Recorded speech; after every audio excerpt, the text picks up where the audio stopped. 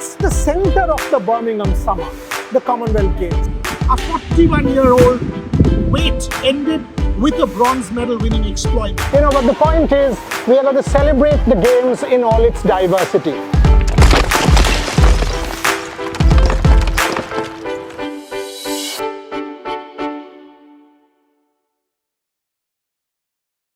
Hello everyone, this is Debashis from Edgbaston, and just a few minutes back we have witnessed history being created here at Edgbaston with Indian women's team making it to the finals of the Commonwealth Games Women's T20 Cricket. And with me to discuss on the match I have Shobik Naha. Shobik, what an incredible match, a part of history. We are part of history now. Absolutely. It's very difficult to describe how I feel at the moment, because England clearly started out as favourites in the match because they were benefited by the home conditions. They know these conditions, this ground really well, and they had a very good bowling lineup coming into this match with the likes of Catherine Brunt, Sophie Ecclestone, who were one of the best T20 international bowlers in the last couple of years. But the way Smriti Mandhana started on the top of the innings, that kind of set the tone for India. And even though England was able to put in a few quiet overs after Mandhana's departure, then Jemimah Rodrigues just took up the mantle from where Mandhana left and got India to a very competitive total. And what a nail-biting finish after that. After over 16, England clearly had their nose ahead in the match with too many wickets to follow and with two set batters on the crease. But the 17th and 18th overs by the two spinners, Dipti Sharma and Sneha Rana, they were incredible. They didn't allow the England batters to score a single boundary in those two overs. That kind of set up the match for India. And I would add to what Shobik has said is that India's ground fielding throughout the tournament has been incredible.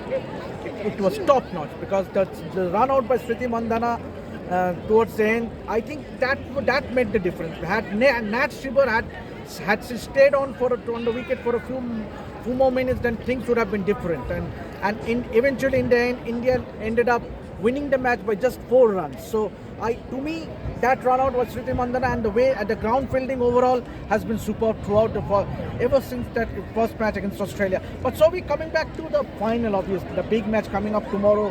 Hopefully one would assume that Australia will make it to the finals, and we lost against Australia. We dominated in the match against Australia, but eventually we figured out. So what's your take?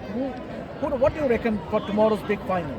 Australia is clearly the favourites to encounter India in the final match. They have their match against New Zealand later today, and in terms of the current form of the Australian batters and their bowling lineup, they are an incredible performers on the world stage, and they have made these sorts of knockout tournaments and knockout games something of their own.